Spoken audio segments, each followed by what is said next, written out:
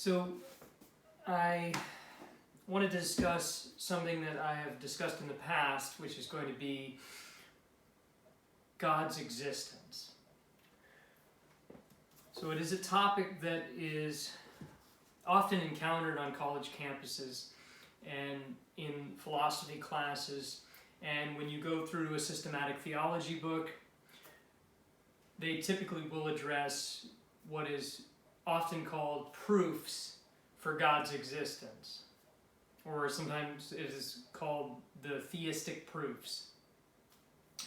In fact, I have Edward Fazer's book, 5 Proofs of the Existence of God. So this would illustrate the terminology of proofs for the existence of God. And some of the most famous proofs is going to be Thomas Aquinas's 5 ways for proving the existence of God. So Aquinas's 5 proofs, which I'm sure Dr. Fazer is following in the footsteps of Aquinas, right? And then, so I want to discuss some of the common arguments for the existence of God and just make some brief comments, and maybe provide my judgment in terms of what arguments do I favor over others. Do I take specific arguments as valid and sound? So let us begin. So first, let's talk about what the Bible says. So when it comes to God's existence, when you go to Genesis chapter 1, you'll quickly notice that there is no argument. Right? Genesis 1:1. In the beginning God, Beroshit bara Elohim, right, in the Hebrew. It doesn't start with a proof for the existence of God. It doesn't try to argue for God's existence. It doesn't provide evidence, right? It takes it as a given. The Bible presupposes God's existence, or it takes God as an axiom. However, when you go to Romans 1, so Romans chapter 1, the Apostle Paul, there he does say something significant. He says, Romans chapter 1, verse 18, "For the wrath of God is revealed from heaven against all ungodliness and unrighteousness of men, who by their unrighteousness suppress the truth. For what can be known about God is plain to them, because God has shown it to them. For his invisible attributes, namely his eternal power and divine nature, have been clearly perceived ever since the creation of the world, in the things that have been made, so that they are without excuse." And the King James reads, "For the wrath of God is revealed from heaven against all ungodliness and unrighteousness of men, who suppress the truth in unrighteousness. For that which may be known of God was manifest through them. For the invisible things of him from the creation of the world is clearly seen, being understood by the things that are made, even his eternal power and Godhead, so that they are without excuse." It's this idea that creation testifies of God. Psalm 19, King David says that the heavens declare the glory of God, right? And that the glory of God is seen. Creation is God's handiwork. But often in Romans 1, it's argued that when we encounter creation, we should see it as a non-inferential. It is a non-inferential perception of God, right? So think of a couple different scholars that would argue this. So you think of Al Van Plantinga.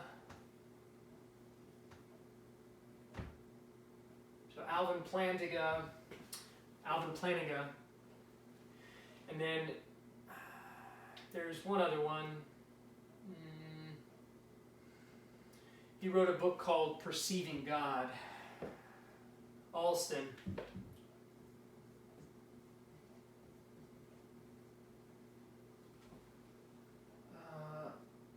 His first name escapes me. I want to say it's Thomas, but that's not right.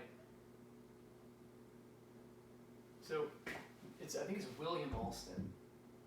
So Alston, Plantinga, they're going to argue quite forcefully that we shouldn't think of, so in God has given us a capacity to see God in the sense of when we encounter specific circumstances, it gives rise to this inner sense within us that God exists. And this is a non-inferential belief that is caused by specific circumstances that would permit or facilitate or furnish that belief in God. Because if our cognitive faculties are working properly the way that God intended them, they would track truth, and when they encounter specific circumstances that God places them in, the belief in God would arise naturally without any obstacle. Because the way that we should understand this is that the creation is evidence that we see, and we non-inferentially, our cognitive faculties would produce the belief in God, provided that there's no evidence that would contradict the clear teaching of God's existence. Right? So it's this idea that we believe it to be true unless there is evidence that would contradict it. Right? In the absence of contradictory evidence, we are within our epistemic rights to believe something, right? And Plantinga's point is that we have a specific design plan in which God has created us with these cognitive faculties that when they're placed in the proper circumstances and they're functioning properly, they would produce the belief that God exists. They would produce the belief in the existence of God non-inferentially. So think of this as much like perception, where when you encounter a tree, you don't have to think, you don't have to go through a logical argument. You just see it, and you just see it, right? It's within your visual range, and you just see it. You perceive it, and you don't have to justify it necessarily. You just know it, right? You just perceive it. You see it. Now, if someone says, "Well, how do you?" Someone could say, "Well, give me an argument that you see it." Well, you're going to have a very difficult time arguing apart from using your cognitive faculties and your senses to be able to justify what you see, right? Justify your sense perception. And this is just analogous to what Plantinga is arguing. And then there's another individual. His name is Chisholm. I think it's Chisholm. I think that's it. So he argues for some similar ideas as Plantinga and Alston. So going back to Romans chapter 1, Plantinga would argue that text is clearly teaching not in some type of formal proof for the existence of God. Rather, it's arguing that God has built in us the natural capacity, this natural belief-forming mechanism within us to come to know God, to come to believe in God naturally, apart from any argument. Okay? So we would come to know something apart from any argument. It's non-inferential, right? That's not to say that there are no arguments. It's simply to say knowing is different than showing. So you can know something without having the ability to show it. And Plantinga gives this wonderful example that is, it's in a different context, but Plantinga gives this example of, imagine someone that's on trial, and everybody else thinks he has committed a crime, right? And all the evidence is against him, right? Let's say that there's DNA and there is someone that testifies against him, right? Well, it's not going to look good for the guy on trial, right? But here is the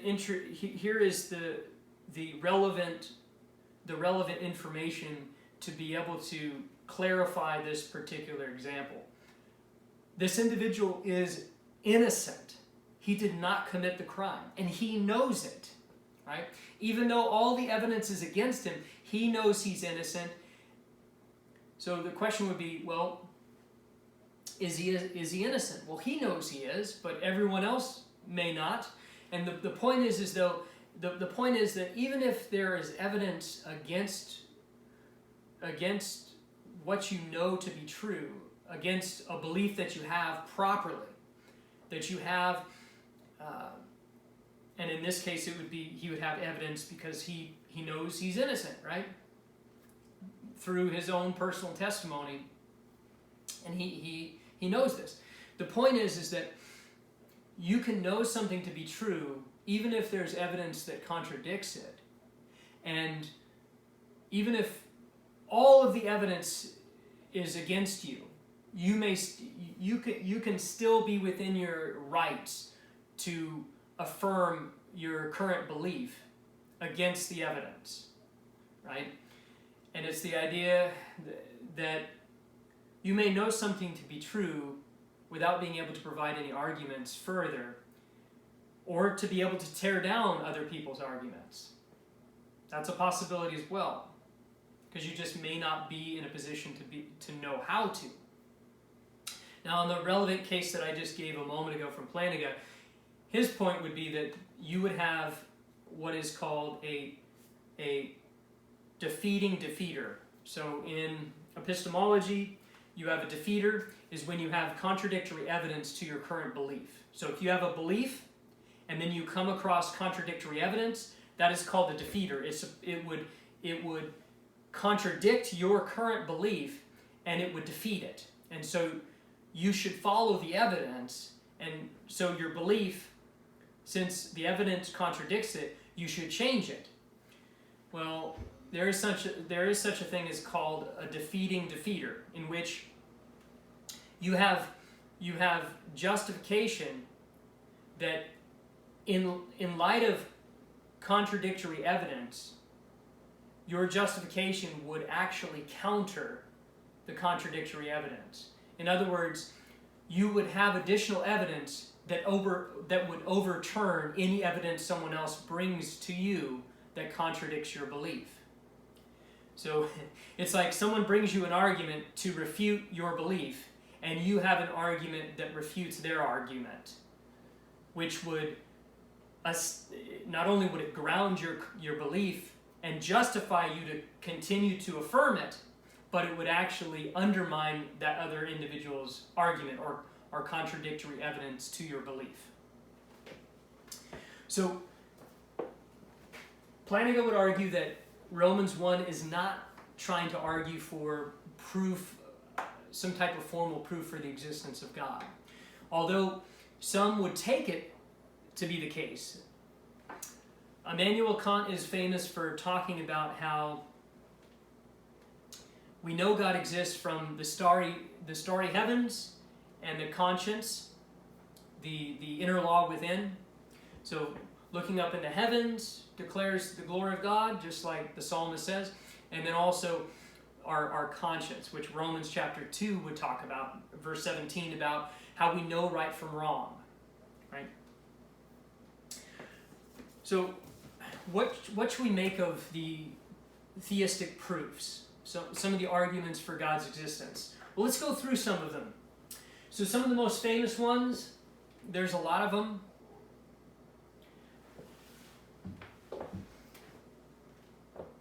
So we'll go through just some of them. So one of my favorite ones is the ontological argument. So the ontological argument, the cosmological, moral,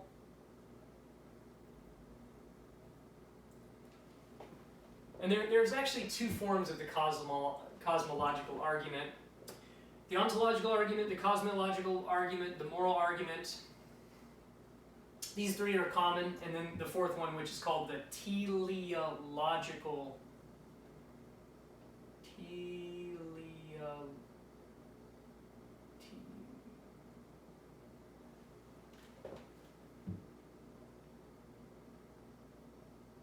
I wonder if it's I-O. Obviously, I'm not good at spelling here. Let's see. I'll use Bill Craig's chapter to just make sure that my spelling here is accurate. That's funny that can't seem to remember how to spell it. Let's see.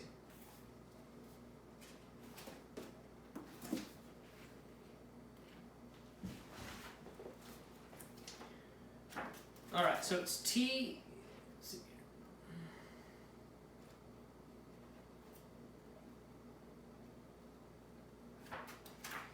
Pardon me.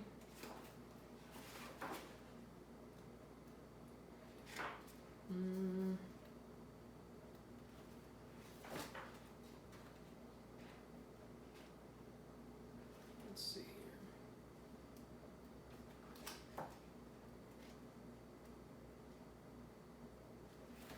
I'm gonna just take a crack at it here because I don't see it immediately in front of me, but let's see. Oh, here we go. Now I got it.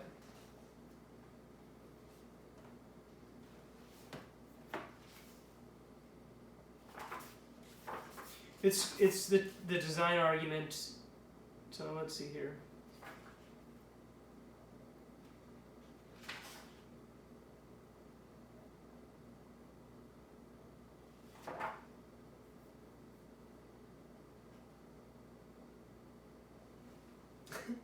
It's funny. Oh, here we go.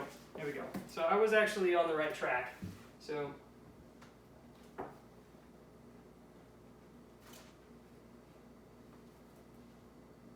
it's Teleological. Teleological. Telos means goal or end. So it's teleological. Okay. So the ontological argument is by far one of the most difficult arguments to understand. The cosmological, you get this term cosmos from.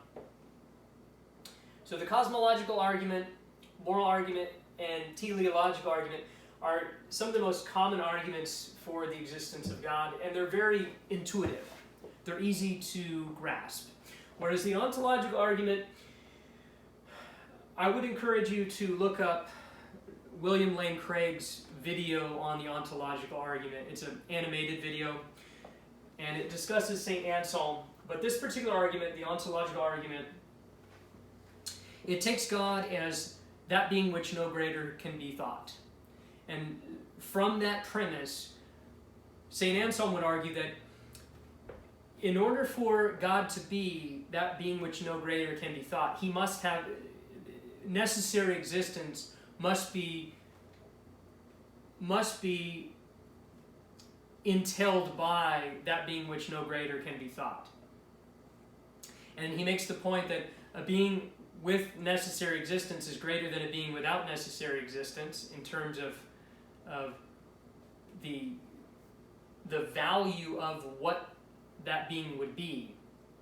In other words, a being that cannot fail to exist is greater than a being that could fail to exist. And Anselm makes the point that a being with necessary existence is greater than a being that lacks it. And from that, he argues persuasively that if we can conceive of a being which no greater can be thought, then that being must exist. If God is a being, if we conceive of God as a being that is the greatest being, the greatest possible being, then included in the definition of God would be necessary existence. And Anselm's point is that if God exists, then he must exist. Right? And that's clear. If God exists, God must exist. The question would be, well, does that being exist, right? And for some, they're going to take the ontological argument as begging the question. The first premise of the argument is going to be taken as question begging. That is to say that it assumes the very thing that it must prove, right? Namely, that God exists. I think that's too hasty, especially when you look at the modal ontological argument, the way that Alvin Plantinga articulates it, where he says that a maximal being, if a maximal being exists, he must exist in all possible worlds. But to exist in all possible worlds would include existing in the actual world. But if he exists in the actual world, then he exists, right? And using modal logic, Plantinga argues that God must exist. So this argument basically, if God is that being which no greater can be thought, if we conceive of God in that way, then God must exist. Right? The cosmological argument argues that God is the first cause. And William Lane Craig, in his book on the Kalam cosmological argument, so there are two types. There's actually three. So we'll do this one. We'll say a Thomist. We'll say a Thomistic, Kalam, and then contingency. So the cosmological argument, there's the Thomistic version that deals with act and potency, and then there's the Kalam cosmological argument that is going to be the most famous that I'll talk about from Bill Craig, and then the contingency, which is one of my favorites. Out of all three of these, I really like the contingency argument.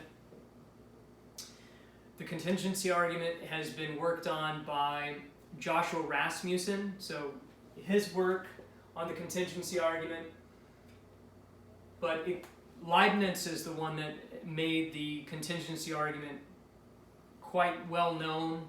People know the saying, best of all possible worlds. Well, people typically give Leibniz credit for the contingency argument. So what the argument basically says is God is the first cause, and this argument, one of my favorite illustrations comes from the Roman Catholic philosopher Peter Kreeft. So Peter Kreeft, he says in one of his books, he says, or one of his lectures, I think it might be in his book and his lecture, but he says, suppose you want to borrow a book from me, but I don't have the book, and I have to borrow it from the library. But the library doesn't have it, and they have to borrow it from another library. But that library doesn't have it, so that library has to borrow it from another library. And this chain of book borrowing goes on forever, right? The book borrowing chain, it doesn't stop. So there's this chain. There's the giver and the receiver, right? We can think of it in terms of loaning, right? So you have the loan giver and the loan receiver. Well, the point of the analogy is that in the chain of book borrowing, if someone doesn't have the book without having to borrow it from somebody else, nobody will get it. Down the chain, I will never have the book and I will never be able to give it to you. So it's this idea that in order to be able to have the book, someone must possess it without having to borrow it from somebody else. And it's the same with existence.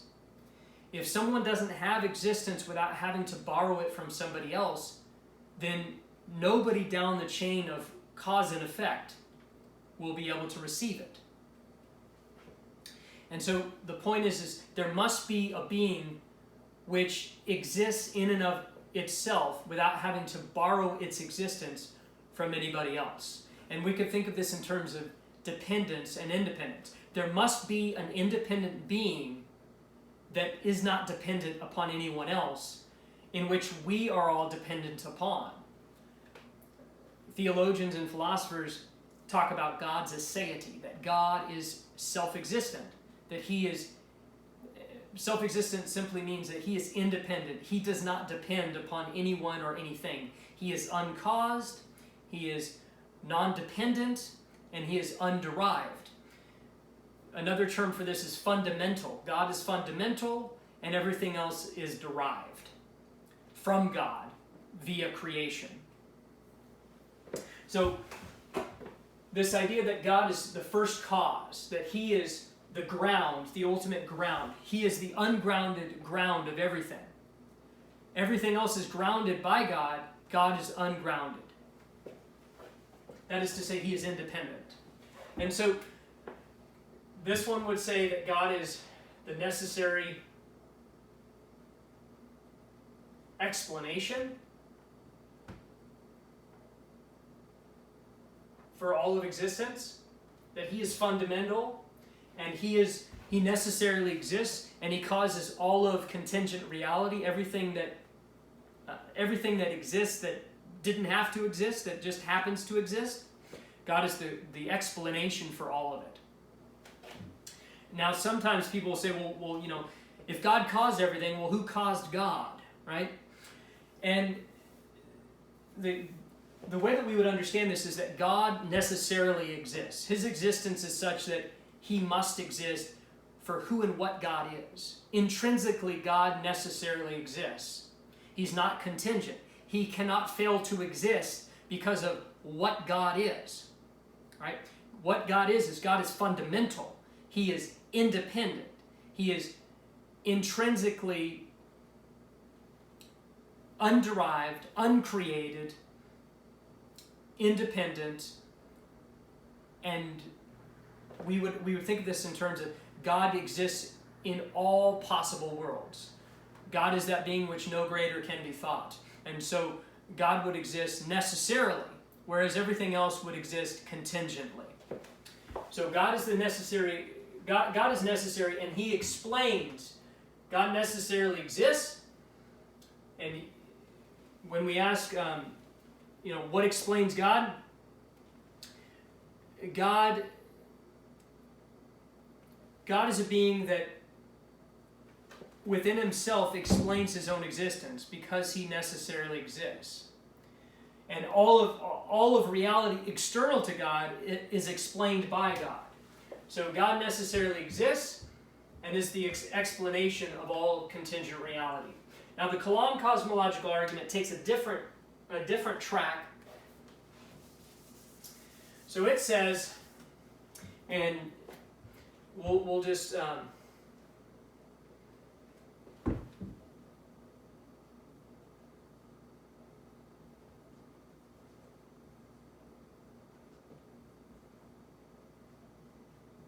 so here's the first premise of Bill Craig's: whatever begins to exist has a cause. Okay, so premise one: whatever begins to exist has a cause. The universe began to exist, therefore the universe has a cause. So whatever begins to exist has a cause. The universe began to exist, therefore the universe has a cause. And Bill Craig would go premise one, premise two, conclusion. He would go through that and he would argue persuasively that God is the cause of all existence. God is the uncaused cause.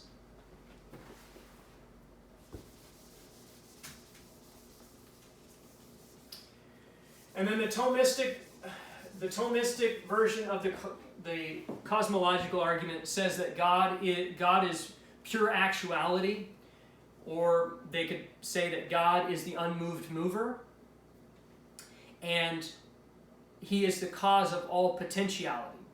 So God has active, not passive potential, and he is the cause of all potentials.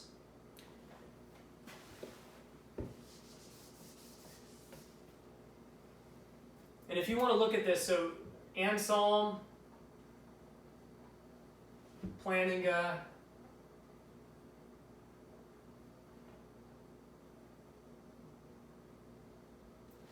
okay, Cosmological, Bill Craig,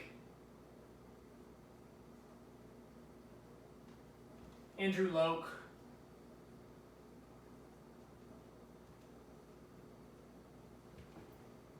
and then you're going to, for the Thomistic one, you're going to want to look at Ed Feser, and then for the contingency, Rasmussen, Joshua Rasmussen. I probably misspelled his name. I apologize, Josh. So, ontological argument, Anselm, Alvin Plantinga. Cosmological argument, William Lane Craig, Andrew Loke, Joshua Rasmussen. Okay, and I think, is there anybody else? I'm probably missing some people, but this will be sufficient. So let's go into the next ones. So we discussed the ontological argument, the cosmological argument. Now let's go into the moral and teleological argument. So the moral argument is probably the most intuitive argument out of all the arguments. And it argues that God is the moral lawgiver. And as the moral lawgiver, that's where objective moral values and duties come from. They come from God. This particular argument comes in different forms. I'm going to just use Bill Craig's version because it's succinct. It is succinct and it is easy to remember. So Bill Craig, he developed or formulates the argument in this way. If God does not exist, objective moral values and duties do not exist. Premise 2. Objective moral values and duties do exist, therefore God exists. So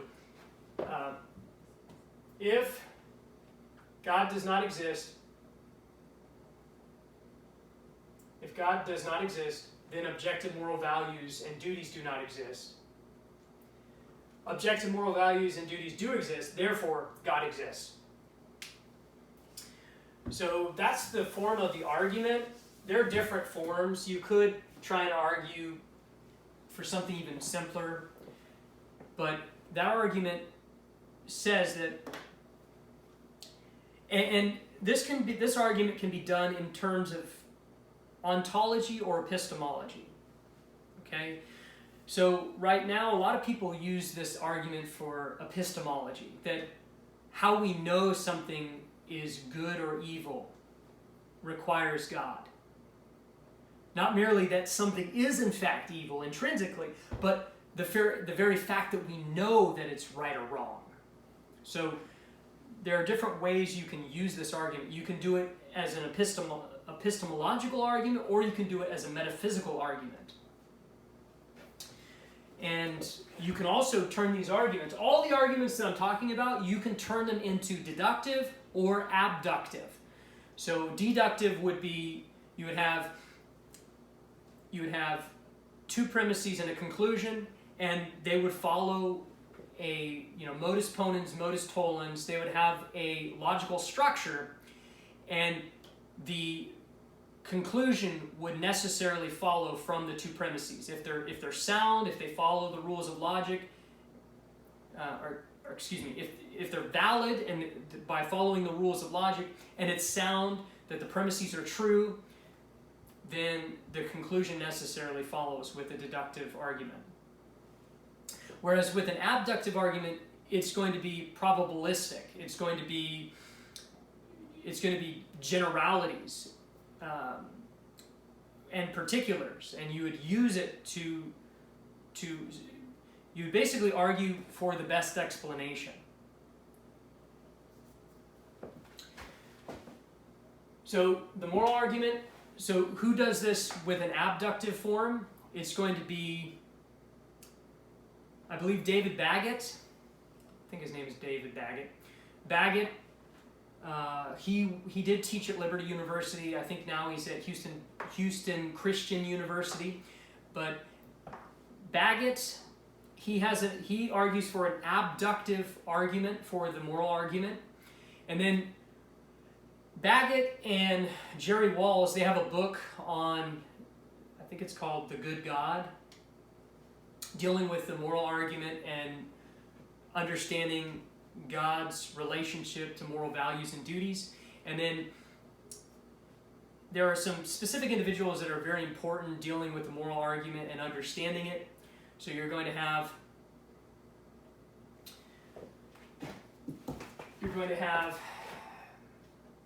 the Adams family, Robert Adams. So Robert Adams,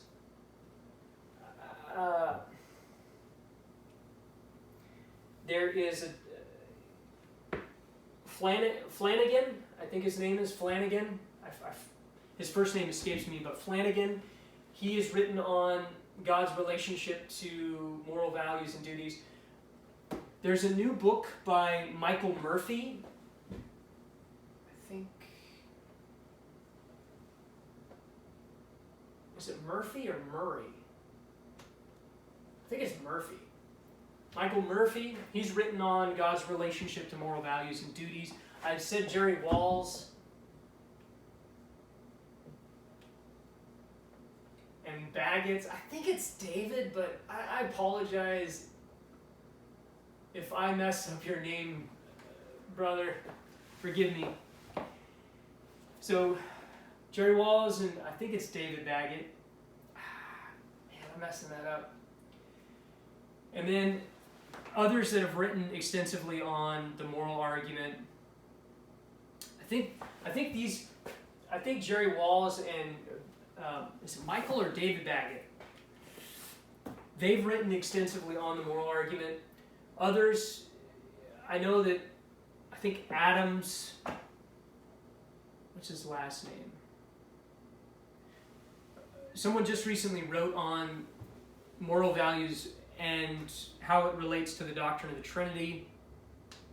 I think there's an interview on the Reluctant Theologian podcast with R.T. Mullins. You might look at that. And there also was a interview, I think, by Tim Stratton, the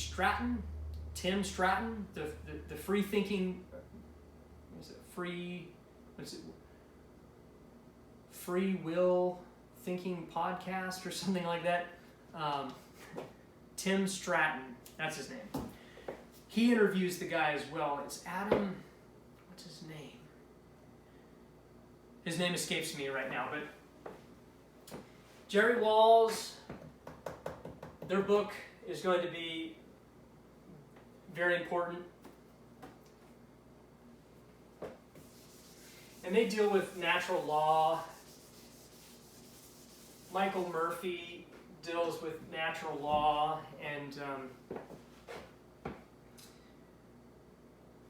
all right, so the moral argument is probably by far the most intuitive argument, and we automatically know that there are things that are evil in the world. Right? We just know that torturing little babies for fun is evil. We know that child molestation is evil. We know these things to be true. Right? We know killing someone and eating them, murdering someone and eating them, so we think of Jeffrey Dahmer, right? Murdering someone and eating them is morally wrong. We know these things are wrong. Now why and how do we know these things are wrong? And what makes them wrong, right? These questions are explained by having a theistic framework of moral values and duties, but also God becomes the explanation for why something is evil, and how this is understood in terms of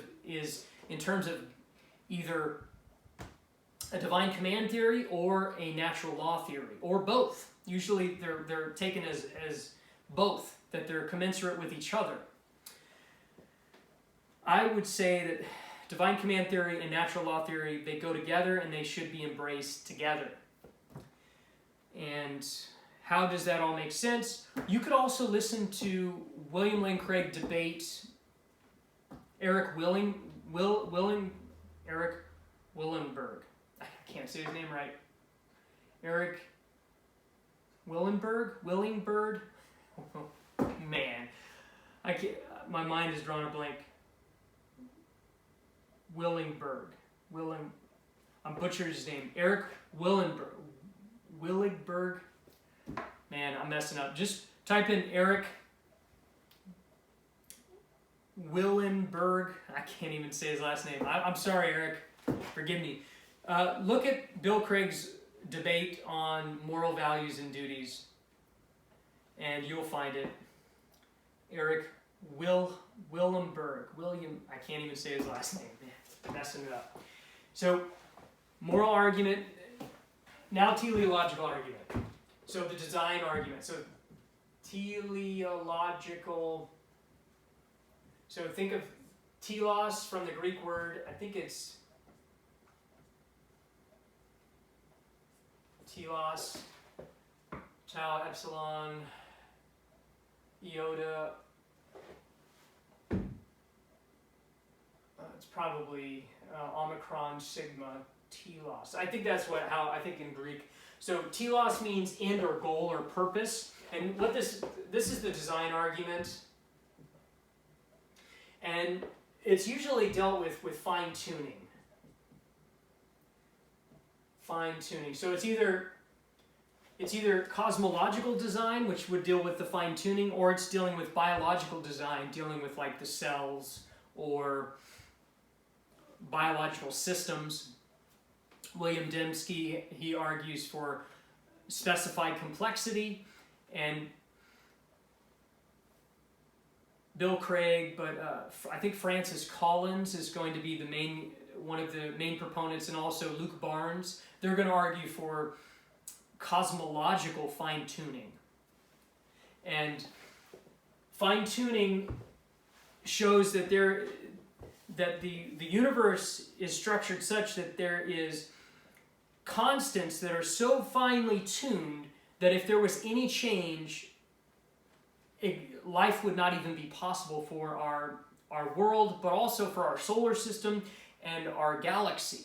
So it can go from minimal to maximal. It can go from minuscule to the whole, talking about the whole galaxy, right? So, and it can extend even to the universe, depending upon, I would imagine, depending upon if you start dealing with what is, right now they're talking about with Sean Carroll and others, they're talking about alternate, that they're the multiverse, right? And the multiverse, that doesn't undermine what I'm talking about here in terms of design. In fact, many would argue that it presupposes fine-tuning. It presupposes design. So, fine-tuning, it's going to be related to the purpose that God's created. So the way that it would go is Bill Craig, all these arguments, there's a video that Bill Craig has produced through animation that's very helpful. But Francis Collins, I believe, is going to be the main, or is it Francis Collins? I get confused with Francis Collins, who is the lead of BioLogos, and is it Francis Collins?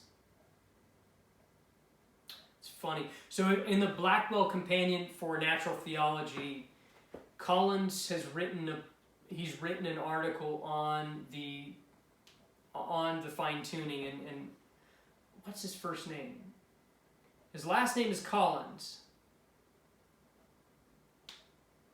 Because I always get confused, I think, with... yeah, so look, I would refer you to the Blackwell Companion to Natural Theology and look through that to see some of the arguments for God's existence and for the fine-tuning argument. But I mentioned some people on this argument. I said Luke Barnes.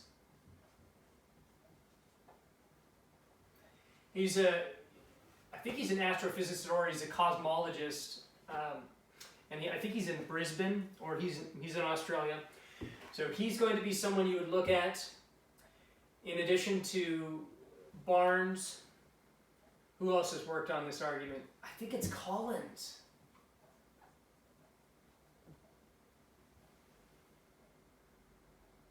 I think it's Collins.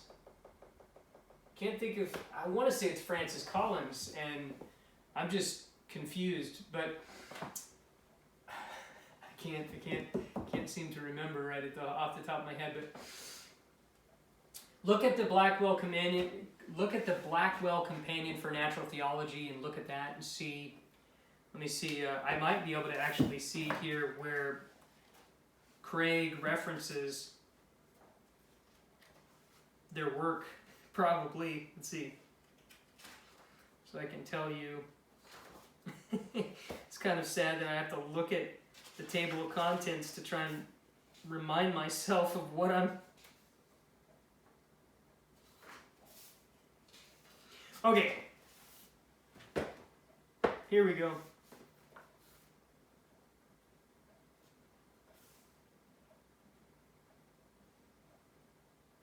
It's Robin Collins. Man. Okay. Robin Collins. Okay. And then earlier I talked about the moral argument. It's David Baggett. David Baggett. Okay. So these are the two that you're going to want to look at for the teleological argument. And then I did mention William Dembski.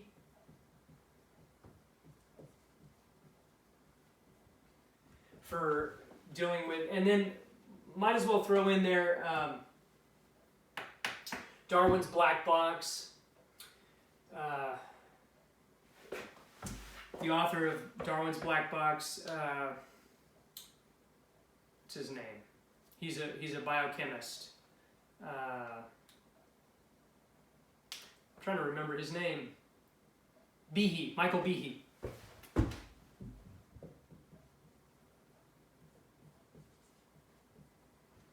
So you look into those guys, but the teleological argument basically says, there's all of these clear features of design in the universe. Where did this design come from? Well, it comes from the designer. And you can summarize all the arguments that I went through. So the ontological argument,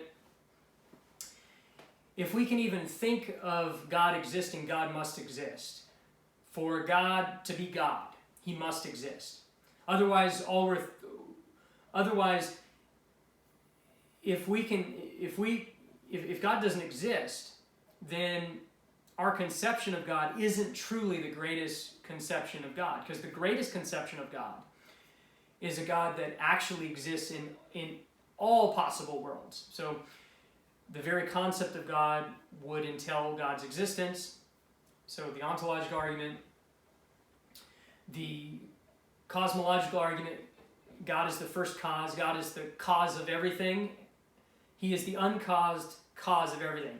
He is the self-explaining explanation of all reality.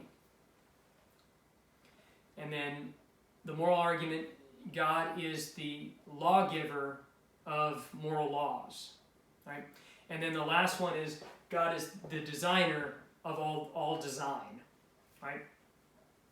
And then the last argument that I didn't put up here is going to be for the resurrection of Jesus Christ. And this can take different forms. So the resurrection of Jesus Christ can take different forms. So some of the people that are most well known is going to be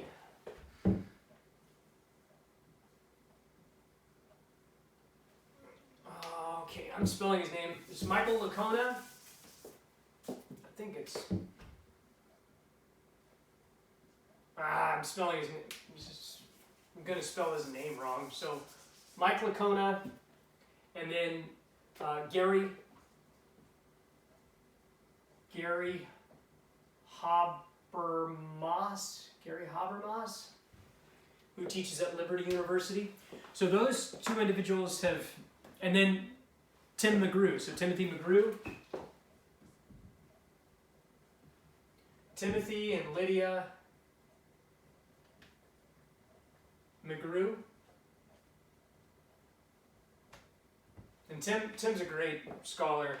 I've interacted with him on Facebook. He's great. So they've written on the resurrection, and then also Richard Swinburne, he's written on the resurrection as well. So the argument, it's often done through either probability or through just going through the historical evidence and showing that Jesus, the self-attestation of the historical accounts of Jesus, and so they'll go through all the biographies of Jesus, right? Matthew, Mark, Luke, and John, the historical accounts, and then they would argue from the historical accounts that all of the facts, the only way that you can explain the facts that are presented, the evidence presented in the Gospels, is the conclusion that Jesus was raised from the dead, that the resurrection is a reality. And the minimal facts approach is going to be pretty important from Gary Habermas, and then William Lane Craig, I should put him down too. He also has his arguments for the resurrection, and then Michael Licona. So you want to look at that specific argument, but it's basically all the evidence shows that the only way to explain the evidence without denying it, in other words, without dismissing it, I should say, without dismissing the evidence, but actually wrestling with the evidence, the only way to rationally address and deal with the evidence is to come to the conclusion that Jesus was resurrected from the dead. Now, what often scholars will do is they'll either dismiss the evidence, like you can think of Bart Ehrman and others, who will dismiss it they'll dismiss it out of hand, or they'll try and argue, they'll provide alternative explanations. The swoon theory, Jesus had a twin brother, right? All these ad hoc explanations.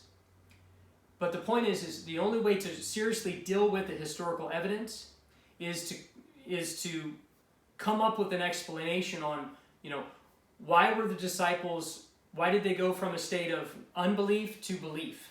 And why would Jews begin to embrace a crucified Messiah if he never was resurrected?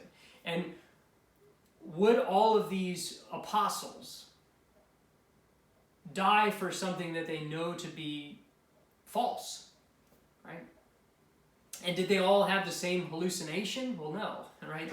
So all of these, and then Joseph of Arimathea putting Jesus' body in a grave, and clearly, if you follow the gospel narratives, it says that there was a Roman guard guarding the tomb. So all of these facts need to be accounted for, right? And Jesus' body, not being in the tomb, so all of these facts need to be accounted for, right? And the best explanation is that Jesus was raised from the dead. And you'll want to look at these scholars for their contributions for the argument. Okay. And then there are other arguments. So another argument that I failed to mention is the transcendental argument for God's existence. So the transcendental argument for God's existence, it says that in order for any argument to get off the ground, right, you have to take certain things as a given. And those things, those particular, for example, rationality, or I think rationality is probably the best example. So the deliverances of your reason, or the deliverances of your five senses, those are taken as a given that can only be made sense of in a specific belief system and cohere, to be explained and to be grounded in a specific belief system. And that belief system cannot be a non-Christian belief system. A non-Christian belief system will not be able to explain or make sense of specific features of reality. And some of these features are pretty important. So the first one that I mentioned is the idea of being able to reason, period, right? So if you deny God's existence, well, then you're denying the very foundation of reason. You can't just reason in a vacuum, and you can't arbitrarily assert the reliability or the truthfulness of reason, right? You have to, if you just simply assert that, logic leads to truth, that would be considered fideism, just taking it by faith, right? And we don't want to just simply take it by faith without any grounds or any reasons for it, right? And so this gets us either into circular reasoning, or we need something external beyond it to be able to justify and explain it.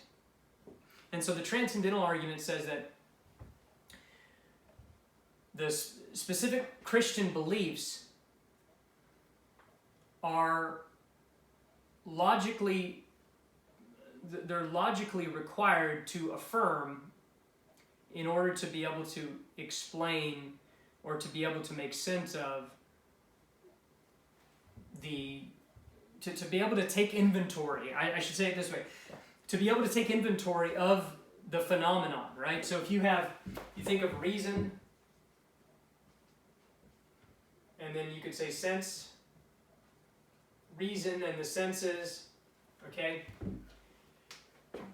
These are items of reality, okay? These are items of reality. These items need to be taken into account.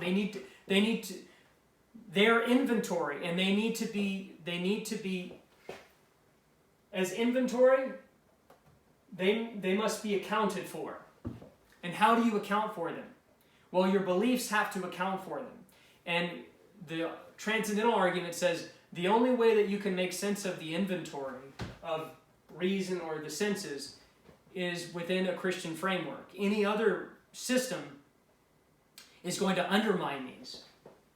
It's going to nullify or undermine or deny, or perhaps more precisely, they're going to be unable to justify these items of reality. They will not be able to properly be processed or tracked, or I'm trying to think of other metaphors here, but the point is that you'll logically be unable to argue for reason or senses outside of the Christian worldview. So that's what the transcendental argument asserts. And Immanuel Kant is known for this particular argument with freedom. So he would argue that in order to make sense of freedom, we have to presuppose freedom. In order, and there's more to it than that. So it's not a clear way of articulating Immanuel Kant's view. But the point is that we must presuppose God's existence in order to be able to make sense of reason or sense experience, or sense perception, I should say. Okay, so here are some arguments. What are some books to look into? So for introductory level book, you can get On Guard by William Lane Craig. It's a very easy to understand book. It's probably high school level. And then another good book that's kind of a little bit higher up is Why Should I Believe Christianity by James N. Anderson. And this one's published by Christian Focus. But one of my favorite books is going to be Timothy Keller's The Reason for God. Timothy Keller's The Reason for God. It is one of my absolute favorite books. So I would recommend this book, The Reason for God by Timothy Keller. And then Richard Swinburne, he has a book called Is There a God? This is a good book. C.S. Lewis's book, Mere Christianity, is an excellent book that is introductory, and I would recommend that one highly. And then I mentioned Edward Fazer's book, 5 Proofs of the Existence of God. And then William Lane Craig's classic, Reasonable Faith. The 2008 edition is going to be the one you want to get. And then there's Philosophical Foundations for a Christian Worldview. This is going to be good as well. There are a lot of scholarly works. I mentioned Blackwell, Companion to Natural Theology. Stephen T. Davis has a book on arguments for God's existence.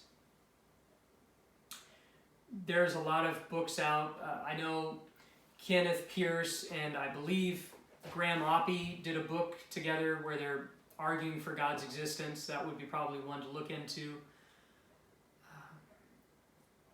So that's going to be contemporary. There are other books. There's anthologies that you can get. But I have to say that proofs for the existence of God, there are so many of them. I know Chad McIntosh, so C.A. McIntosh, he has written a lot on proofs for existence of God.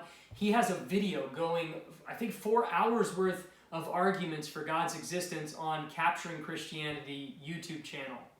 So look at Chad McIntosh's video. I mean, that one's extremely extensive.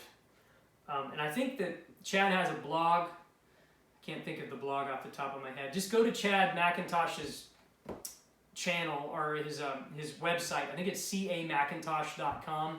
Just go to his website and you can look at his stuff on it. Yeah, so hopefully this was helpful.